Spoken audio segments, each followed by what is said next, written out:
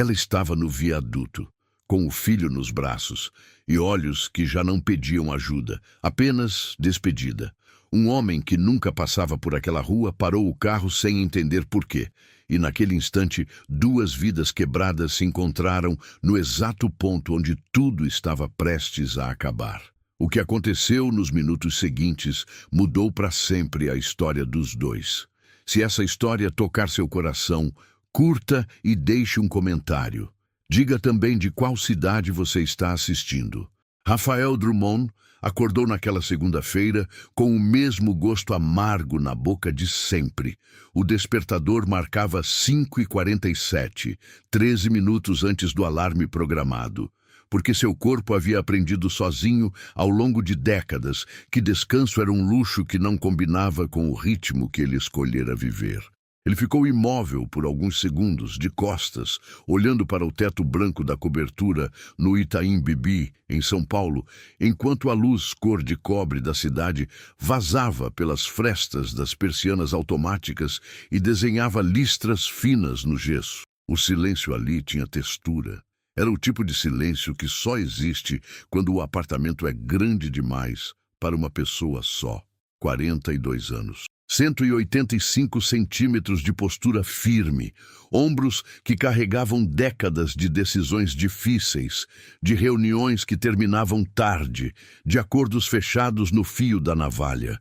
Os cabelos castanho escuros com fios grisalhos nas laterais que ele nunca quis tingir, porque havia aprendido cedo que sinais de batalha não deveriam ser escondidos.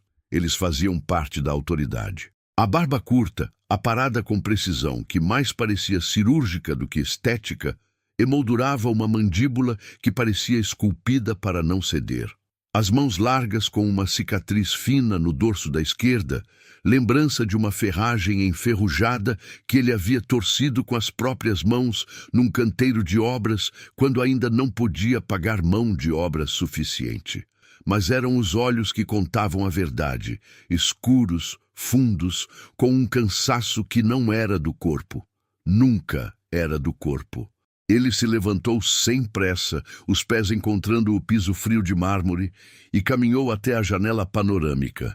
São Paulo se espalhava lá embaixo como um organismo vivo e incontrolável, fumegando, buzinando, pulsando mesmo naquele horário em que a maior parte das pessoas ainda dormia.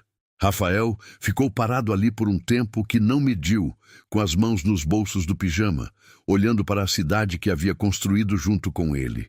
Mas não via beleza nisso há muito tempo. Via oportunidade, concorrência, movimento de capital, risco. A cidade havia virado uma planilha de grandes dimensões, iluminada por neon e escapamento. O chuveiro a 39 graus foi o único momento de pausa real. Ele ficou 2 minutos completos parado sob a água quente, os olhos fechados, a pressão batendo nos ombros e na nuca com uma violência reconfortante. Por uma fração de segundo, ele deixou o peso do dia anterior pousar nas costas. A reunião com os sócios, que havia terminado com silêncio pesado demais para ser apenas desconforto. Os números do terceiro trimestre que estavam no limite do tolerável. A ligação da secretária particular do seu sócio Henrique, pedindo para remarcar uma conversa que deveria ter acontecido 2 semanas atrás. E a certeza crescente de que remarcações consecutivas não eram agenda cheia, eram esquiva. 10 anos construindo o Grupo Drummond do zero, uma holding com 4 empresas de tecnologia, 2 construtoras e um fundo de investimentos com 340 milhões de reais sob gestão. E agora, uma traição plantada bem no meio de tudo isso, como uma erva daninha que havia crescido devagar e invisível até que as raízes já tinham tomado conta do chão inteiro, e você só percebe quando tenta arrancar e vê que não tem mais como. Ele vestiu o terno cinza escuro com a camisa branca de algodão egípcio sem gravata. Havia parado de usar gravata no dia em que percebeu que elas serviam para apertar o pescoço de homens que obedecem, e Rafael havia parado de obedecer antes dos 25. Pegou o relógio da bancada do banheiro aquele IWC Portugieser que sua mãe lhe dera de presente quando ele fechou a primeira empresa com lucro real e o prendeu no pulso esquerdo com a precisão de um ritual que ele repetia há 16 anos, todo dia, sem exceção. Era o único objeto que ainda carregava afeto naquele apartamento. O café da manhã foi um expresso duplo em pé, na bancada de granito da cozinha, olhando o celular. 37 mensagens não lidas, 4 perdidas do contador. Uma do advogado com o assunto marcado como urgente em letras maiúsculas, o que significava que o advogado estava preocupado de verdade, porque homens como Augusto Costa não usavam maiúsculas por hábito. E nenhuma mensagem da pessoa que ele mais esperava que tivesse mandado alguma coisa. Pedro, seu filho de 8 anos, que morava em Campinas com a avó materna desde que Cláudia morreu. Cláudia havia morrido há 11 meses. Câncer de pâncreas diagnosticado em estágio 4, num exame de rotina que ela havia adiado por 6 meses, porque Rafael estava sempre ocupado demais e ela não queria incomodar. Essa frase ainda doía com a precisão de uma faca afiada. Ela não queria incomodar. E ele havia deixado durante anos que essa fosse a narrativa do casamento inteiro. Que ela ajustasse a vida ao calendário dele. Que ela esperasse. Que ela não incomodasse. E ela havia sido boa demais nisso, boa demais em não incomodar, até o ponto em que o tumor cresceu em silêncio enquanto ela não queria tirar Rafael de uma reunião importante para marcar uma consulta. O carro estava esperando na garagem subterrânea. Um Mercedes AMG GLE preto, silencioso como um segredo guardado há anos, com interior em couro bege que cheirava a condicionador de ar e isolamento acústico perfeito. Rafael entrou, deu partida e ficou parado no estacionamento por quase 1 minuto, com as mãos no volante olhando para o concreto à frente. O advogado esperava às 8 no escritório do centro. Eram 6h20 da manhã. Ele tinha tempo. Tinha tempo demais. E isso era o problema. No tempo vazio, os pensamentos que ele normalmente mantinha contidos pela ocupação constante encontravam espaço para se mover. Saiu da garagem e, em vez de pegar a Marginal Pinheiros como fazia todos os dias, virou pela Avenida Paulista e foi descendo em direção ao centro por caminhos que não eram os habituais, sem razão específica, além de não querer chegar cedo demais para uma reunião que provavelmente ia exigir que ele mantivesse a raiva completamente controlada enquanto ouvia coisas que o fariam querer quebrar alguma coisa. Estava pensando em Augusto e nos documentos que havia encontrado quando os faróis do Mercedes iluminaram uma figura. Ele freou. Não foi uma decisão racional. Foi instinto. O tipo de instinto que sobrevive a décadas de racionalidade forçada e aparece justamente nos momentos em que o corpo sabe algo antes que a mente tenha tempo de organizar os dados. Uma mulher, em pé na beira do viaduto, do lado de fora da grade de proteção enferrujada, com uma criança no colo. Rafael ficou parado por 3, 4 segundos que parecerem durar tempo demais. O motor do Mercedes ainda roncava baixo e o aquecedor soprava ar morno no habitáculo, enquanto lá fora o frio de julho varria a avenida completamente deserta àquela hora. A mulher não se mexeu quando os faróis a iluminaram. Não virou, não recuou. Ficou imóvel, de costas para ele, com os pés no parapeito de concreto do lado externo da grade, o corpo levemente inclinado para frente, olhando para baixo. A criança no colo não fazia barulho. O cérebro de Rafael processou as variáveis com a frieza analítica que havia cultivado por necessidade ao longo da vida. Poderia ser alguém esperando alguém. Poderia ser uma pessoa em situação de rua que havia escolhido aquele ponto por ser abrigado do vento. Poderia ser perigoso parar. Não havia ninguém em volta. E Rafael sabia que São Paulo de madrugada tinha regras próprias. Poderia ser que ele fosse se meter num problema que não era seu, perdesse a reunião das 8 e atrasasse uma série de dominós que precisavam cair na ordem certa. O dedo tocou o volante. Depois, parou.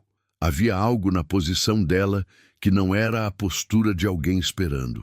Era a inclinação específica do corpo de alguém que já fez a paz com uma decisão. Rafael havia visto aquela postura uma vez na vida, num funcionário que havia encontrado na varanda do escritório em São Paulo 3 anos atrás, e havia aprendido naquele dia que existe um tipo de imobilidade que não é paz, é o esgotamento total de quem parou de lutar.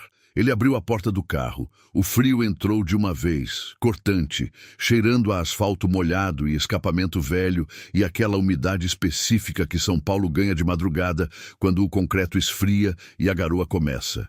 Rafael desceu devagar e caminhou em direção à figura com passos firmes, mas sem pressa, sem barulho desnecessário, como quem se aproxima de um animal ferido que vai fugir se perceber movimento brusco. A luz do poste ali perto era laranja e fraca, e à medida que ele se aproximava foi vendo mais. Ela devia ter pouco mais de 30 anos, talvez 32, 33. Cabelos escuros presos de qualquer jeito com um elástico simples, soltos em fios que o vento movia. Roupas simples demais para aquela temperatura. Uma blusa de moletom cinza que havia sido lavada muitas vezes e um jeans desbotado. Uma jaqueta corta-vento fina que tinha claramente sido comprada para um inverno mais ameno ou uma vida em que aquele seria o frio mais sério enfrentado. Os pés dela calçavam tênis brancos que já tinham virado cinza nas solas e na biqueira, gastos do tipo que só aparece quando você caminha muito e descansa pouco. No colo, apertado com as 2 mãos, numa força que parecia não querer soltar nunca mais, um menino, 6, talvez 7 anos. A cabeça encostada no ombro dela, os olhos fechados ou voltados para dentro, quieto com uma quietude que não era exatamente a de uma criança dormindo. Os braços dele estavam relaxados, pendidos, mas havia algo na curvatura do corpo pequeno que parecia moldar-se ao corpo dela, como se os dois fossem feitos para esse encaixe específico. Os olhos da mulher estavam fixos para frente, para baixo, para algum ponto no vazio que existia entre o concreto onde ela estava e o asfalto que ficava lá embaixo, a uns 8 metros de queda. Rafael parou a 2 metros dela. Respirou devagar. A voz saiu mais baixa do que era habitual, quase sussurrada, mas firme. O tipo de voz que ele usava quando queria que alguém parasse de fazer o que estava fazendo, sem sentir que estava sendo comandado. Ei! Ela não se virou. Ei! Ele repetiu, um pouco mais alto. A mulher fechou os olhos. Um tremor percorreu os ombros dela. Pequeno, quase imperceptível. O tipo de tremor que não é de frio, mas de contenção. De alguém segurando alguma coisa que está prestes a desabar. Mas ela não se moveu. Os pés continuaram onde estavam. Rafael deu meio passo. Parou. Estou vendo você, ele disse, e não vou embora. Passou 1 minuto, talvez 2. O vento balouçava os cabelos soltos dela. Um carro passou longe, na avenida paralela, com o som abafado pela distância e pelo concreto. A criança no colo se mexeu levemente. Um gesto inconsciente, o tipo que os corpos fazem durante o sono quando ajustam o peso.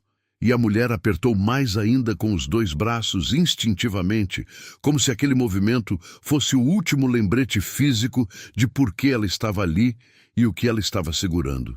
Vai embora, ela disse. A voz era rouca e raspada, do tipo que fica depois de horas ou dias chorando até não ter mais nada para expelir. Havia dentro daquela voz uma exaustão que era mais antiga do que uma noite ruim. Não vou. Rafael disse, simples. Você não me conhece. Não sabe nada sobre mim. Verdade. Ele concordou sem desviar. Mas sei que você está segurando alguém que precisa de você. Ela deixou escapar um som que não era bem um choro e não era bem uma risada. Era algo no meio, o tipo de som que as pessoas fazem quando a dor ficou grande demais para caber dentro de uma única expressão e vaza de forma estranha. Distorcida. O som de uma pessoa em colapso tentando manter a última estrutura de pé. É exatamente por isso que estou aqui, ela disse, e a voz partiu ao meio no meio da frase. como madeira com a fibra comprometida que cede no ponto mais fraco.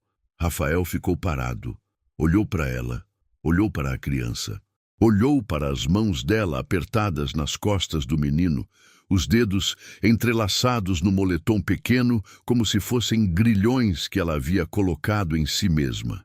Havia uma dignidade estranha naquilo tudo, uma dignidade que ele reconheceu como a de alguém que havia lutado por muito tempo, que havia tentado e tentado e tentado, e que estava agora num lugar onde a luta havia acabado, não por derrota, mas por esgotamento total de recursos. Ele não disse mais nada por um momento. Ficou ali, presente, firme, no frio. Desce, ele disse finalmente. Simples, sem drama, sem julgamento, como quem diz, estou aqui, pode descer. E ela desceu. Não de imediato.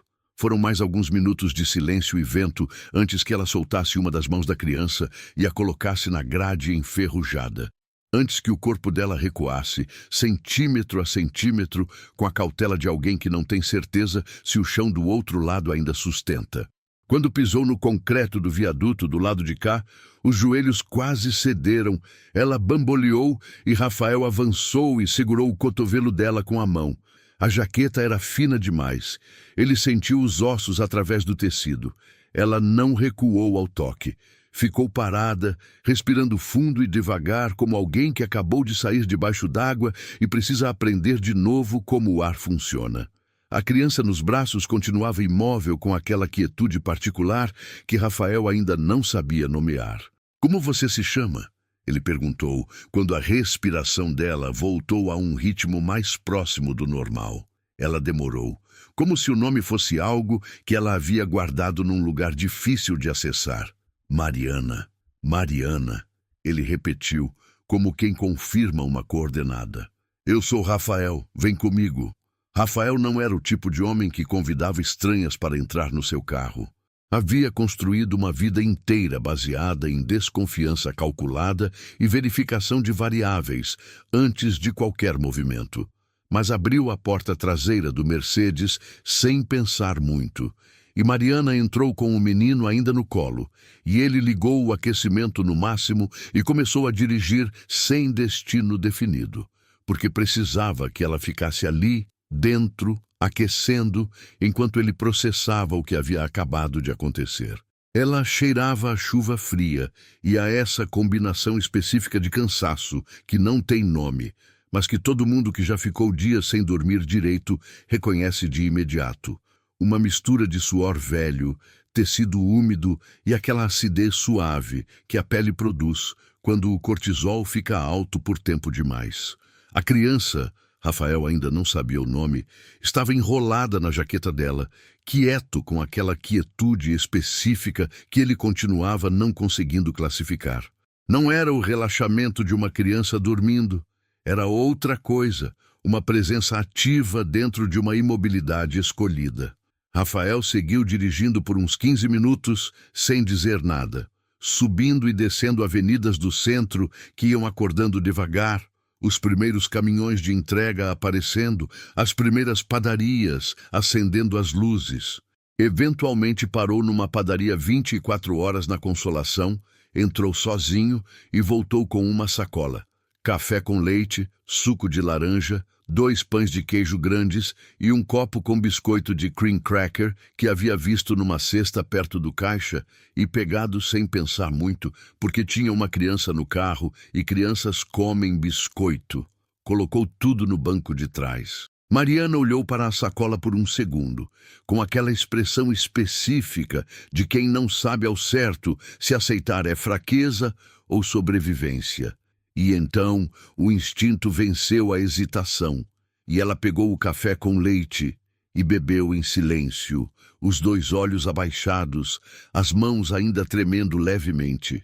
A criança abriu os olhos, ou parou de fingir que os tinha fechados, e fixou o olhar em Rafael, com uma intensidade que o fez virar no banco do motorista para olhar de volta. Olhos castanhos claros, grandes, fundos, completamente estacionários, sem o susto habitual de criança acordando num lugar estranho, sem a timidez instintiva que a maioria das crianças sente diante de um adulto desconhecido. Aqueles olhos simplesmente pousaram em Rafael e ficaram ali examinando, inventariando, processando, com uma atenção que parecia mais completa do que a da maioria dos adultos que ele conhecia. "Esse é o Cauã", Mariana disse, com uma voz que agora carregava a mistura específica de amor e dor que ele levaria tempo para entender completamente. "Ele não fala, mas ele entende tudo. Mais do que tudo, na verdade." Rafael olhou para Cauã. Cauã continuou olhando para Rafael com aquela atenção imóvel e total. "Quanto tempo você está na rua?" Rafael perguntou. 3 semanas. "Família?" "Minha família ficou em Minas quando eu vim para São Paulo." Uma pausa. "E não vai me querer de volta dessa forma." O pai do Cauã... Mariana virou o rosto para a janela. A resposta estava no silêncio, na rigidez discreta que percorreu o pescoço e os ombros dela naquele movimento de desvio. Rafael não insistiu. Havia perguntas que precisavam ser feitas pelo caminho, não todas de uma vez. Ele encostou as mãos no volante e ficou olhando para a rua. São Paulo começava a acordar em volta deles. Os primeiros pedestres apressados, as primeiras luzes acendendo nos andares mais altos dos prédios comerciais, o céu virando de preto para aquele roxo acinzentado que precede o amanhecer em cidades grandes, uma cor que não existe em nenhum outro lugar do mundo. Ele tinha uma reunião em 2 horas, tinha uma traição para resolver. Tinha um filho de 8 anos em Campinas que ele não via há 3 semanas, porque toda vez que ia buscar Pedro, chegava com a mala cheia de trabalho e saía com a mala cheia de culpa. E tinha uma mulher destruída no banco de trás do seu carro, abraçada a um menino que não falava e olhava para o mundo com uma atenção que parecia não perder nada. "Me conta", ele disse. E ela contou. Demorou quase 1 hora. Mariana falou com os olhos no copo de café esfriando, depois nas próprias mãos, depois no teto, depois no filho. Raramente olhou para Rafael, mas falou como quem estava destampando algo que havia estado fechado com muito esforço por muito tempo e que agora, num carro quente de madrugada com um estranho que havia parado quando não precisava, simplesmente transbordou. Tinha saído de Poços de Caldas aos 22 anos, acreditando que Tiago era o amor da vida dela. Havia algo nele que ela havia confundido com intensidade, com paixão genuína, com o tipo de força que carrega uma pessoa. Os pais disseram que ela estava cometendo um erro sem conserto. O pai dela havia ficado na soleira da porta com os braços cruzados no dia em que ela colocou as malas no carro de Tiago, e ela havia passado por ele sem parar, porque quando você tem 22 anos e acredita em algo com toda a força do peito, os alertas dos outros parecem apenas inveja disfarçada de amor ou medo disfarçado de sabedoria. Foram para São Paulo. Os primeiros meses foram aquilo que ela havia imaginado. Intensos, quase perfeitos, com o brilho de quem está descobrindo uma cidade grande e uma vida nova ao mesmo tempo. Tiago tinha um emprego de vendas que pagava razoável. Ela havia conseguido uma vaga como assistente administrativa numa empresa pequena no Ipiranga. Tinham um apartamento alugado em Santo André que cheirava a tinta nova e tinha uma janela com vista para um pé de mangueira no quintal do vizinho. Era pequeno e era suficiente. Até o dia em que o teste deu positivo. A reação de Tiago havia sido imediata e sem disfarce. Não queria. Insistia para que ela resolvesse logo, usava aquela palavra clínica que tornava a coisa mais fácil de dizer, mas não de ouvir. Repetia que aquilo ia acabar com tudo, com a vida dele, com o que eles estavam construindo. Mariana disse não. Disse com a mesma clareza com que havia dito sim para tudo que ela havia escolhido naquela vida, porque era a única coisa que ainda era completamente dela. A partir daquele não, a relação foi virando outra coisa. As discussões chegaram e ficaram. O carinho virou frieza com a velocidade de quem deixa uma luz apagar por preguiça de trocar a lâmpada. E as traições chegaram, não escondidas, não com cuidado, mas bravas, quase declaradas, como se ele soubesse que ela não tinha para onde ir e estivesse usando isso. Ela estava grávida, emocionalmente em frangalhos, sem poder voltar para casa, sem dinheiro guardado, sem rede. A gravidez foi solitária no sentido mais completo da palavra. Ela foi às consultas sozinha, fez os exames sozinha, deitou no hospital sozinha na noite em que as contrações começaram, às 3 da manhã de uma quarta-feira de novembro, e ficou segurando a grade da cama com a mão esquerda, enquanto a dor vinha em ondas, e a enfermeira de plantão, uma mulher de uns 50 anos, com rabo de cavalo grisalho e voz firme, chegou e segurou a mão direita dela sem que ninguém pedisse. Cauã nasceu às 6h17 da manhã, pesando 3,2 kg. Ela chorou de um jeito que não era só dor, era algo maior. Era o tipo de amor que chega de supetão e ocupa o espaço inteiro. Tiago apareceu no hospital 4 horas depois do parto. Ficou 15 minutos, olhou para Cauã sem pegar no colo, disse que precisava ir, disse que ia pensar nas coisas. Ela soube, naquele momento, olhando para as costas dele, saindo pelo corredor do hospital, que pensar nas coisas significava não pensar mais naquelas coisas. Os primeiros meses com Cauã foram os mais difíceis e os mais ricos ao mesmo tempo. Ele era diferente de outras crianças que ela havia visto, mais quieto, mais intenso, com aquele olhar que parecia sempre estar vendo além do que estava na frente. Ela foi percebendo as diferenças aos poucos, a dificuldade com barulhos, a repetição de gestos, a preferência por objetos específicos, a forma como o contato visual ora estava completamente ausente, ora era mais intenso do que qualquer olhar que ela havia recebido na vida. O diagnóstico veio quando Cauã tinha 2 anos e 3 meses, transtorno do espectro autista, nível 3. A neuropediatra explicou com cuidado e paciência, usando palavras que Mariana anotou num caderninho comprado na farmácia do bairro, porque a memória não era confiável naquele dia. Suporte intensivo, terapias especializadas, escola com acompanhamento, uma rotina estruturada, custos que ela calculou mentalmente enquanto a médica ainda falava, e que somavam mais do que ela ganhava. Tiago foi embora 3 semanas depois do diagnóstico. Sem briga, quase sem palavras.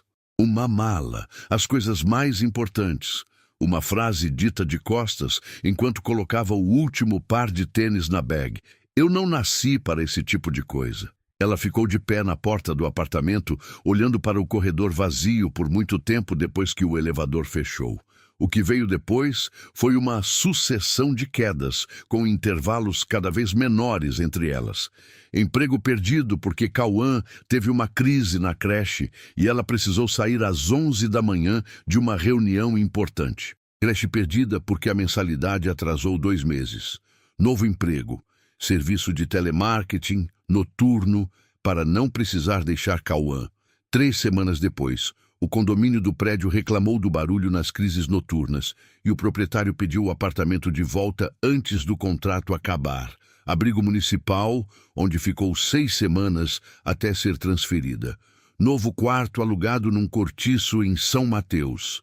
Demissão quando descobriram que ela precisava faltar para as consultas de terapia do filho. O aluguel venceu. O vencimento posterior também. A carteira estava com R$ 42 quando o proprietário colocou os pertences dela na calçada numa tarde de chuva. 3 semanas na rua, com Cauã.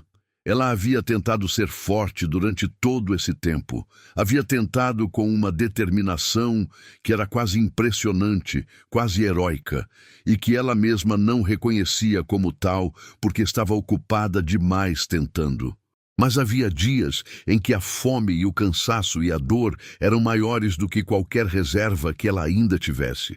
Havia noites embaixo de marquises, no centro, onde ela ficava olhando para o filho dormindo e pensando que ele merecia mais do que aquilo, muito mais, e que ela estava falhando com ele a cada hora que passava. A ideia do viaduto havia chegado devagar, não como uma decisão súbita, como uma resolução que foi se formando ao longo de dias, alimentada pela exaustão e pela certeza crescente de que ela estava causando mais sofrimento a Cauã do que qualquer alternativa, que ele merecia paz, que ela não tinha mais como dar a ele nada do que ele precisava, que talvez o maior ato de amor que ela ainda pudesse fazer fosse poupar o filho de uma vida de privação ao lado de uma mãe que havia falhado em tudo. Quando ela terminou de contar, o silêncio no carro era do tipo que pesa. Rafael ficou imóvel por um longo momento, as mãos no volante, olhando para a rua que havia ficado mais clara enquanto ela falava. Depois, olhou para o espelho retrovisor. Cauã o observava com aqueles olhos fundos e completamente estacionários, com um biscoito cream cracker na mão que ele havia segurado por toda a história da mãe sem comer. Você disse uma coisa lá no viaduto, Rafael disse, devagar, antes de descer. Você disse que não queria dinheiro, que queria uma chance de viver com dignidade. Disse que precisava de emprego. Mariana piscou, franziu o senho levemente, como quem não consegue acessar a memória daquele momento com clareza. Eu disse isso? Disse. Rafael virou para ela, os olhos escuros diretos nos olhos dela. Eu tenho um filho, 8 anos. Perdeu a mãe há 11 meses. Está em Campinas com a avó materna porque eu não... Ele parou. A voz havia falhado. Não muito. Apenas uma fratura mínima, um ponto de cedência. Mas havia cedido, e ele deixou.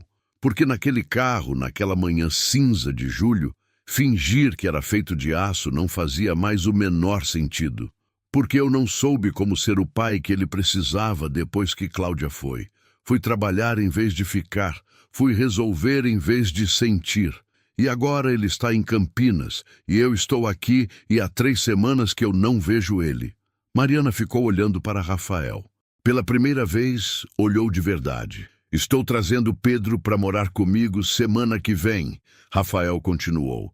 Esse apartamento tem 4 quartos, tem espaço.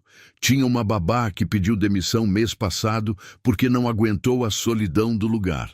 Ele respirou fundo, devagar. Preciso de alguém que cuide do Pedro quando eu estiver trabalhando. Alguém que entenda o que é ter o chão tirado de debaixo dos pés e ainda assim continuar em pé. O silêncio que se seguiu foi de uma textura completamente diferente de todos os outros silêncios daquela madrugada. Você não me conhece, Mariana disse. A voz era cuidadosa, como quem testa o peso antes de colocar o pé. Verdade. Rafael ligou o motor do Mercedes. Mas você subiu no meu carro, e isso já diz bastante sobre o tipo de pessoa que você é. Os primeiros dias na cobertura do Itaim foram os mais desorientantes da vida de Mariana.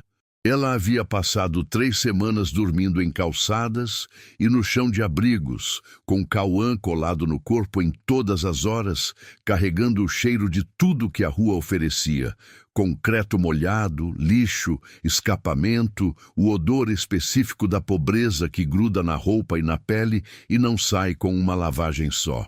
E, de repente, havia um apartamento de 4 quartos com janelas que iam do piso ao teto, mármore no banheiro, água quente em pressão suficiente para que ela ficasse embaixo do chuveiro por 20 minutos, chorando sem parar, sem que ninguém soubesse.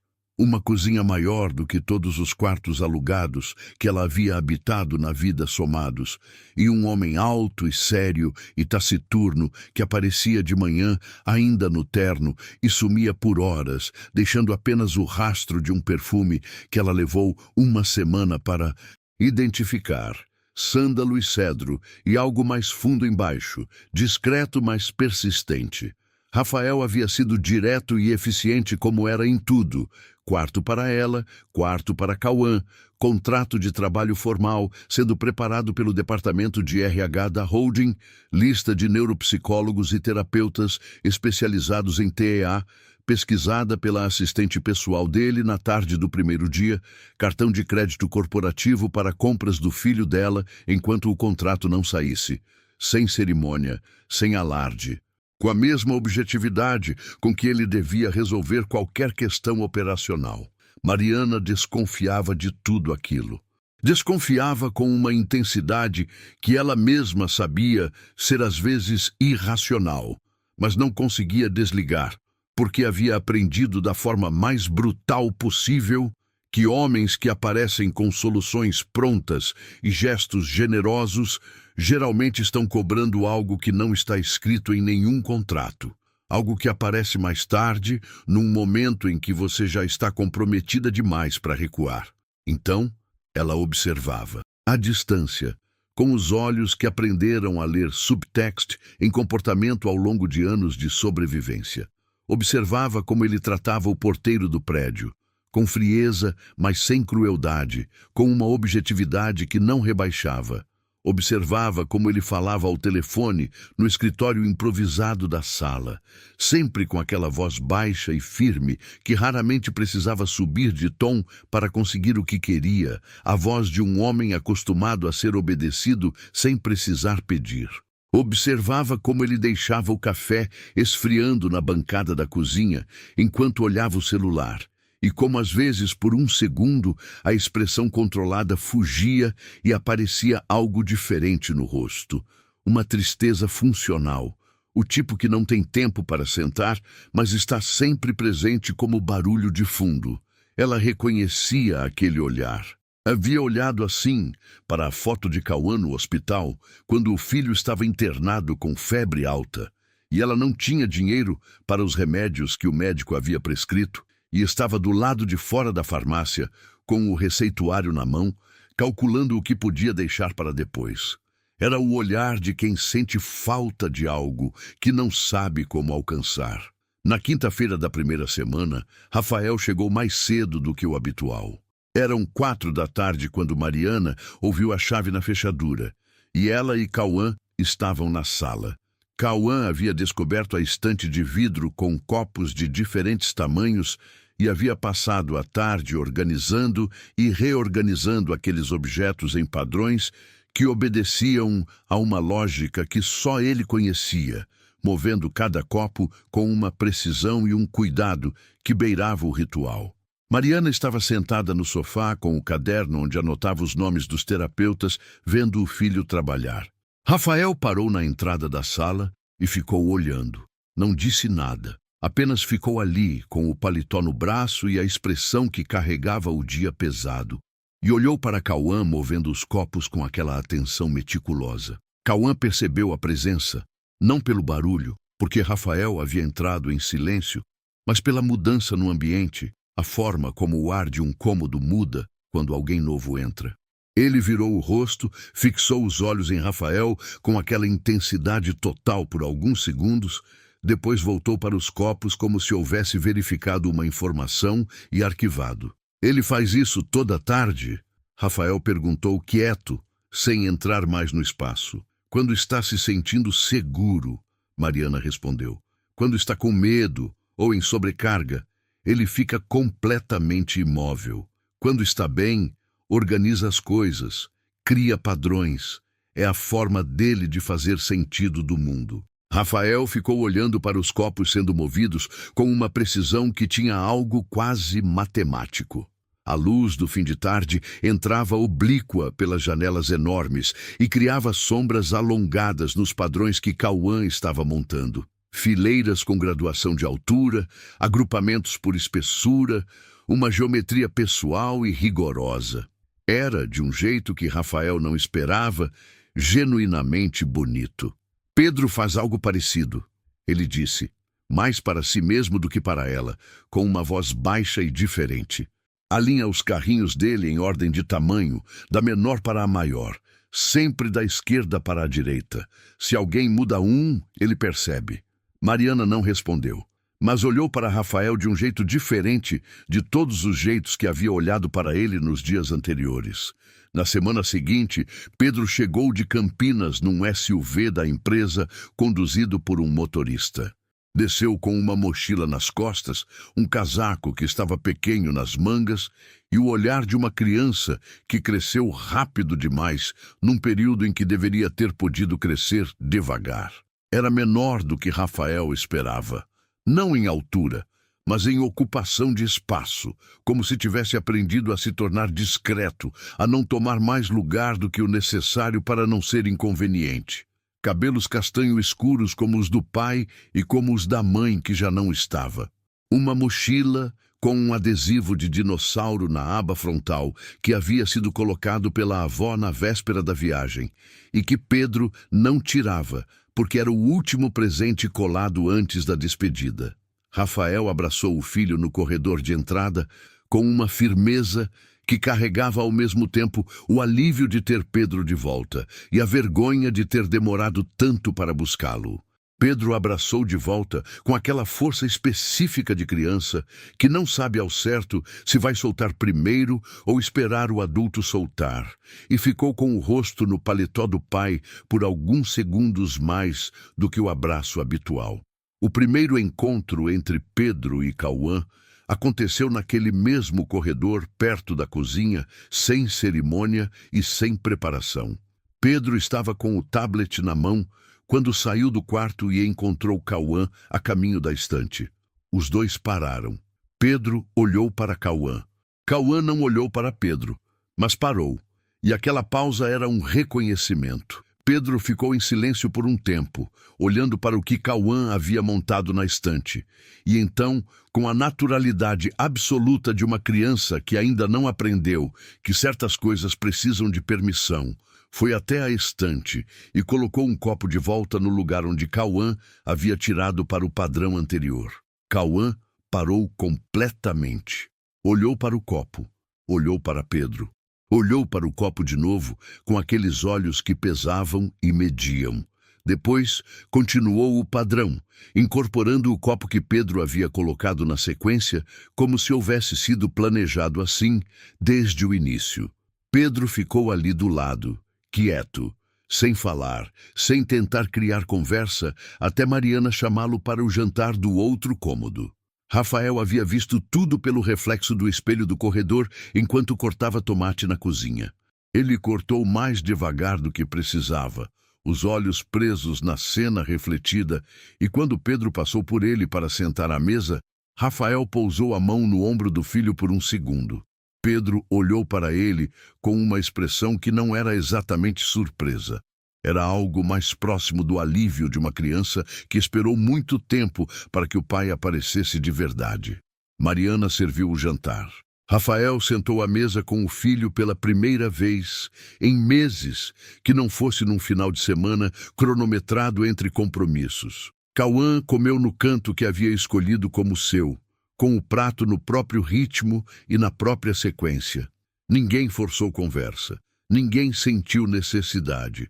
O silêncio à mesa pela primeira vez em muito tempo não tinha peso. Era o tipo de silêncio que acontece quando as pessoas presentes estão de fato presentes. Depois do jantar, enquanto Mariana lavava a louça e as crianças estavam nos quartos, Rafael ficou de pé, perto da janela da sala, com um copo de uísque que havia servido e não bebeu. São Paulo brilhava lá embaixo com a mesma intensidade de sempre. Mas havia algo diferente no apartamento naquela noite. Uma diferença que não estava nas coisas, mas no ar, na temperatura, no modo como o espaço estava sendo usado. O cheiro de comida feita em casa, não trazida por entregador. O barulho discreto de Pedro se movendo no quarto, o som da torneira de cozinha, a presença distribuída pelo espaço inteiro. Rafael ficou se perguntando quando havia sido a última vez que o apartamento havia soado assim. A crise chegou na terceira semana, como Mariana sabia que chegaria, porque as estruturas novas demoram um tempo antes de mostrar onde tem tensão. Rafael chegou em casa às 2 da tarde, num estado que ela nunca tinha visto nele. Não estava bêbado, mas tinha o paletó no braço, em vez de no corpo, a camisa levemente amassada na altura do cinto e uma expressão que ela reconhecia, não de alguém que acabou de perder uma batalha, mas de alguém que acaba de entender que a guerra era maior do que havia calculado. Ela ficou sabendo pelos detalhes que ele soltou mais tarde, em fragmentos, ao longo daquela tarde. A reunião havia sido o pior desfecho possível. Augusto Costa, sócio minoritário, mas estrategicamente posicionado, havia movido uma ação preventiva antes que Rafael pudesse agir com os advogados, congelando os ativos mais importantes de uma das empresas. 2 anos de construção em disputa judicial. O advogado havia dito que o processo podia durar 2, 3 anos, dependendo das instâncias, e que recuperar o que havia sido perdido ia custar tanto quanto havia sido investido. Rafael foi direto para o escritório da cobertura e fechou a porta. Mariana ficou na sala com as crianças, ouvindo o silêncio pesado do outro lado daquela porta. Às 4h30, Pedro levantou do sofá, onde estava com o tablet, foi até o escritório e bateu 3 vezes com os nós dos dedos. Não recebeu resposta. Esperou um momento. Bateu de novo, desta vez mais firme. A porta se abriu. Rafael estava na cadeira com os documentos espalhados pela mesa numa desordem que dizia tudo sobre o estado interno de um homem que habitualmente mantinha tudo ordenado. Pedro entrou sem pedir licença, foi diretamente até a mesa e colocou ao lado do laptop um copo de suco de laranja que havia pedido para Mariana espremer 10 minutos antes. Não disse nada. Colocou o copo e saiu. Rafael ficou olhando para o copo por um tempo longo.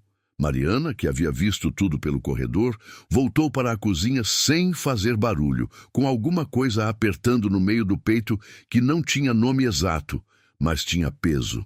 Às 6 da tarde, Rafael saiu do escritório. O rosto estava lavado, a expressão havia voltado ao centro, não resolvida, não calma, mas de volta ao eixo. Sentou no sofá da sala. Pedro foi sentar do lado dele naturalmente, sem pedir licença, com o tablet ligado, mas sem prestar muita atenção na tela.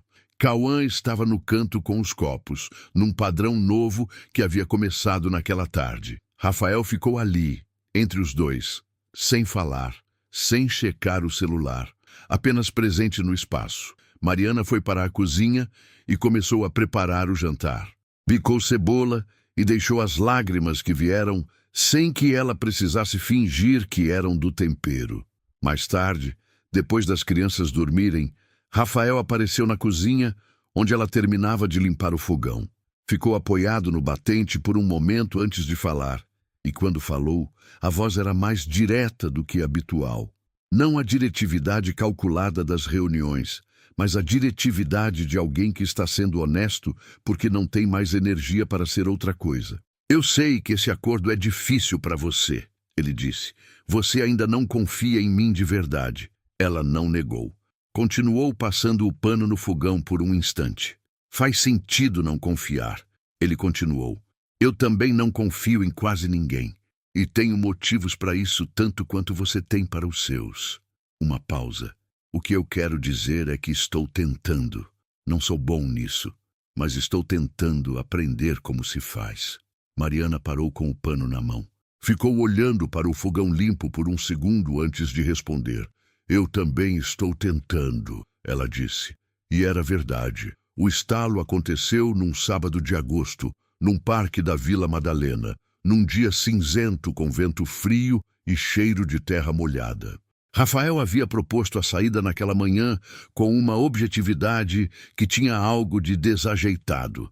Pedro precisa de ar, e o Cauã também. E Mariana havia aceitado, porque Pedro havia olhado para ela com os olhos grandes, pedindo confirmação antes mesmo que Rafael terminasse a frase. O parque estava quase vazio, o que era bom.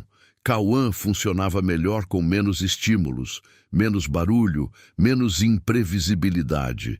Pedro correu para o balanço com uma energia que só crianças têm quando finalmente chegam a um lugar que permite movimento. Cauã ficou parado perto de um canteiro com flores amarelas, margaridas pequenas e regulares, crescendo sem muito cuidado entre o concreto, e começou a examiná-las com aquela atenção total que reservava para objetos que achava interessantes, curvando o tronco levemente, inclinando a cabeça, os olhos passando de flor em flor, com uma metodologia que tinha sistema. Rafael ficou de pé alguns metros atrás, observando. Mariana estava num banco com a vista para Pedro no balanço. Depois de um tempo, Rafael se aproximou devagar e ficou ao lado de Cauã, também olhando para as flores. Cauã não reagiu à aproximação com tensão. Não se fechou, não recuou, não ignorou. Simplesmente continuou olhando para as flores com a presença de Rafael incorporada ao espaço, sem perturbação. Ele gosta de padrões, Mariana disse do banco, sem levantar. As flores têm um padrão que ele consegue identificar.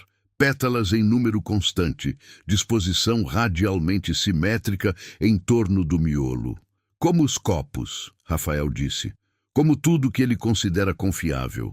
Padrões são linguagem para ele. São o jeito que o mundo diz que vai continuar sendo o que é. Rafael ficou em silêncio por um momento que foi longo e não foi desconfortável.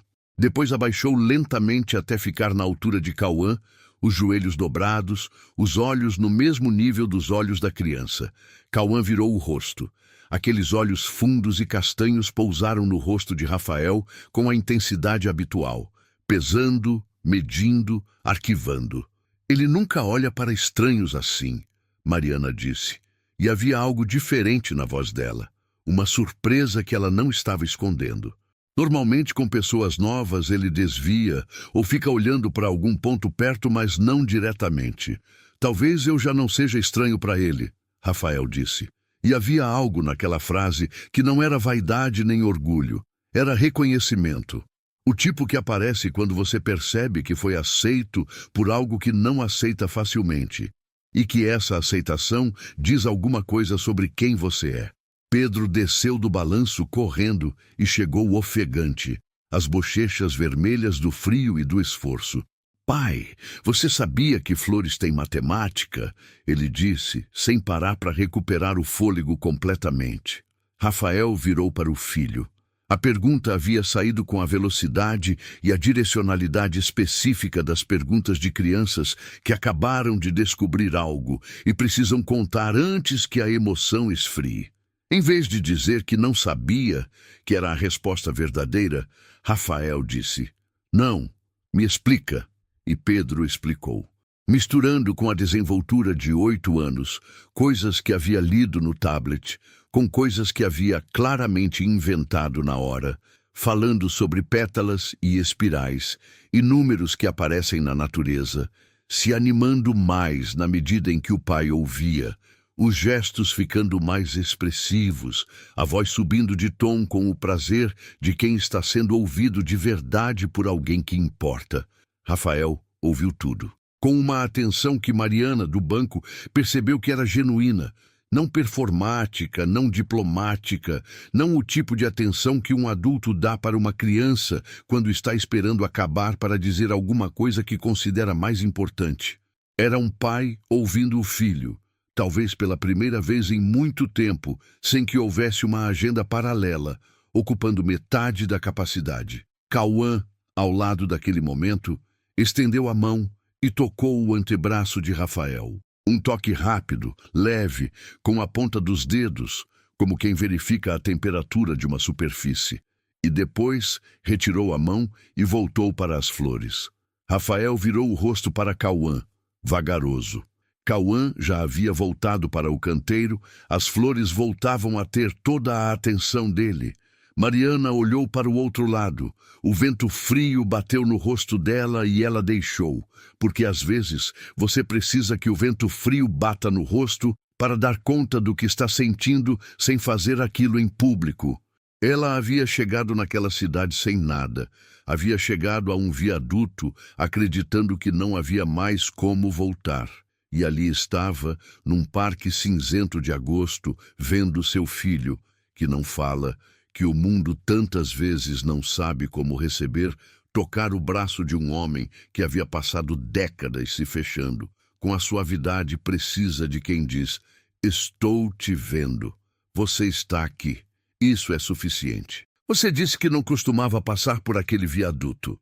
Mariana disse mais tarde, quando Pedro havia cansado e estava dormindo levemente no banco ao lado de Cauã, e havia silêncio suficiente para as coisas verdadeiras.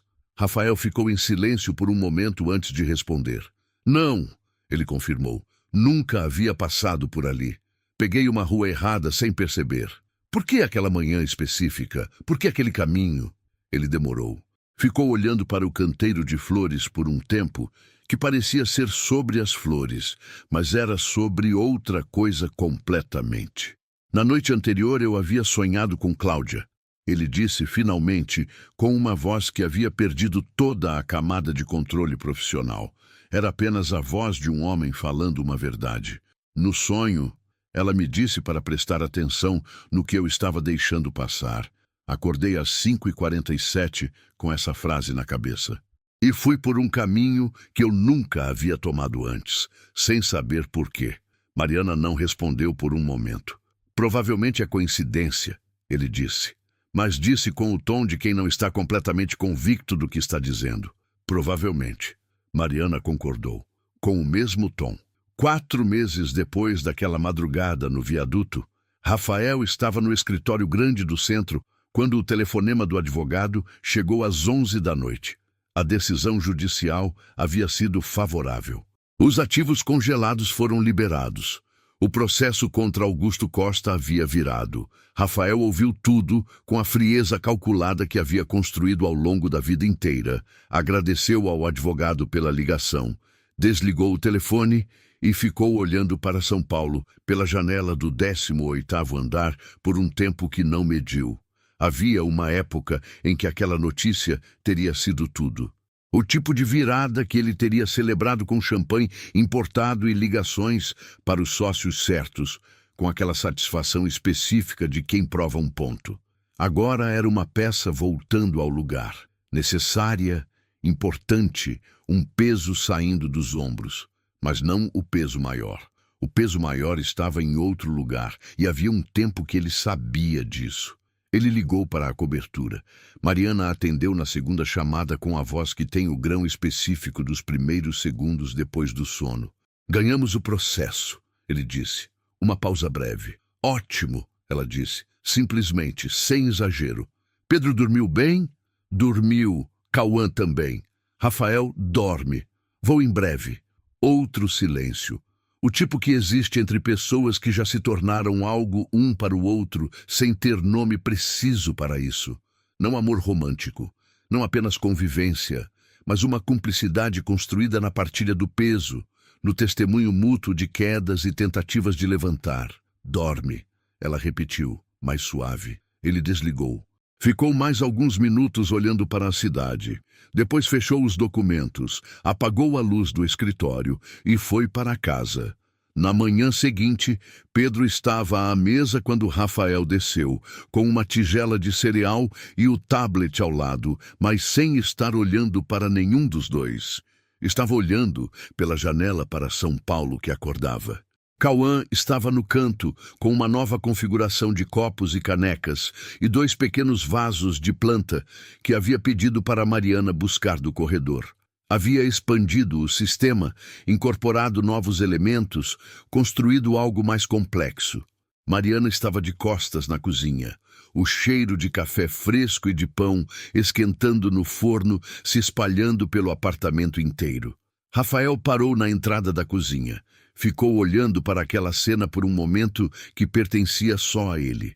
Um menino olhando para a cidade pelo vidro, outro construindo geometrias silenciosas num canto, uma mulher de costas que havia chegado de um viaduto e havia ficado, um apartamento que havia aprendido a cheirar a casa. Não era perfeito, havia um processo legal que ainda tinha caminho a percorrer. Havia um filho que estava aprendendo a confiar no pai com a lentidão necessária de quem foi deixado esperando por muito tempo. Havia uma mulher que ainda acordava às 3 da manhã, verificando se Cauã estava bem, porque o corpo não esquece 3 semanas na rua com facilidade. Havia um homem que ainda precisava aprender que estar presente não é o mesmo que estar disponível, e que eficiência não é o mesmo que amor, mas havia algo que levou 42 anos para começar a existir. Pedro levantou os olhos da janela. Bom dia, pai. Rafael entrou na cozinha, puxou a cadeira, sentou, pegou a xícara de café que Mariana havia colocado ali sem ele pedir, sem fazer cerimônia, com aquela naturalidade que é o sinal de que alguém passou a existir no seu espaço de atenção contínua. "Bom dia", ele disse. Cauã, do canto, tocou 2 copos juntos. Um som leve, quase musical, que nenhum deles havia ouvido antes naquele padrão. Todo mundo olhou. Cauã continuou trabalhando como se não tivesse feito nada, mas havia nos lábios dele, por um segundo fugaz, algo que era muito próximo de um sorriso. Mariana virou do fogão com a frigideira. Rafael olhou para ela. Ela olhou para ele. Nenhum dos dois disse nada. Às vezes não precisa. Nenhum de nós escolhe o viaduto em que para o carro numa madrugada de julho. Nenhum de nós escolhe o momento em que vira errado numa rua que não conhecia, e os faróis iluminam alguém que estava prestes a não estar mais. Mas há encontros que acontecem com uma precisão que desafia qualquer explicação racional e conforta qualquer pessoa que já se sentiu pequena demais diante da vastidão do acaso. Encontros que chegam no segundo exato em que 2 histórias quebrando ao mesmo tempo se encontram e se tornam juntas, algo que nenhuma delas teria sido sozinha. Mariana não estava procurando um salvador. Estava procurando uma saída para uma dor que havia crescido além do que ela sabia suportar. E o que encontrou foi uma testemunha. Alguém que parou, que ficou, que ouviu e que então disse: "Tenho algo que preciso também." Rafael não estava procurando redenção. Estava procurando controlar o que havia escapado do controle, como sempre havia feito. E o que encontrou foi a prova de que há coisas que não se controlam e que são, justamente por isso, as mais importantes. Cauã, que não usa palavras, ensinou com um toque de dedos no antebraço de um homem fechado aquilo que nenhuma palavra teria conseguido, que estar presente é o único presente que realmente importa. Pedro, que havia aprendido a se tornar discreto para não incomodar, descobriu que havia espaço para ele ocupar, que não precisava encolher, que o pai havia chegado tarde, mas havia chegado.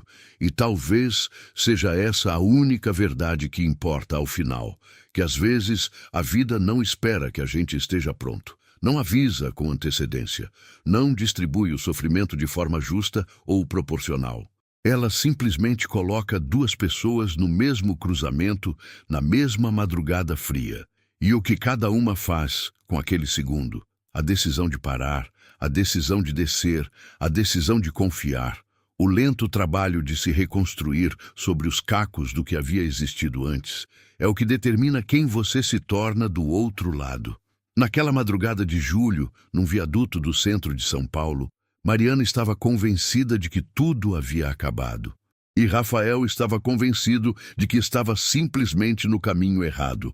Os 2 estavam certos e os 2 estavam completamente errados. Às vezes, o caminho errado é exatamente o caminho certo. E às vezes, o fim é o único lugar a partir do qual um começo verdadeiro consegue acontecer. Se essa história tocou o seu coração, deixe um comentário aqui embaixo. Às vezes, uma palavra simples pode alcançar alguém que também está precisando de esperança. E se puder, escreva também de qual cidade você está assistindo. É muito bom saber até onde essas histórias estão chegando. Obrigado por ficar até o fim. Que Deus acompanhe cada um de vocês na estrada da vida.